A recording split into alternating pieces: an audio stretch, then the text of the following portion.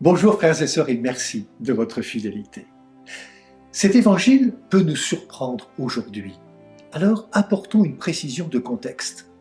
Selon une tradition qui se réfère au prophète Malachie, c'est le prophète Élie qui doit revenir pour préparer le chemin pour le Messie. Jésus indique qu'Élie est déjà venu et qu'il n'a pas été reconnu. Dans le contexte, les disciples comprennent qu'il évoque Jean-Baptiste. Jésus lit clairement son sort et celui de Jean-Baptiste. Les deux vont mourir d'une mort violente. Jean-Baptiste a été décapité par Hérode et Jésus sera crucifié.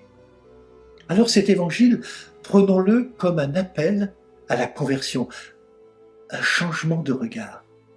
Élie et Jean-Baptiste nous rappellent qu'il faut quitter nos images et nos attentes d'un Dieu tout-puissant à la manière du monde pour accueillir en Jésus le vrai Dieu qui se fait petit, vulnérable, accessible, proche du plus faible.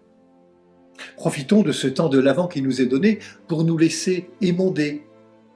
C'est vrai, naturellement, il peut nous arriver de préférer la force, la gloire, la puissance, la richesse, le visible, le clinquant, le paraître, les honneurs, les titres. La venue de Jésus appelle notre engagement au même abaissement, à la même vulnérabilité, à la même pauvreté, au même enfouissement dans l'humanité que lui. Il n'y a que par ce chemin que nous pourrons rencontrer vraiment notre Dieu, dont la seule puissance est celle de sa miséricorde. Si Dieu lui-même ne revendique aucune place, aucun honneur, alors soyons nous aussi suffisamment humbles pour nous mettre en route en refusant toute séduction, toute promesse facile. Acceptons d'être déplacés en répondant simplement à cette invitation. Viens et tu verras.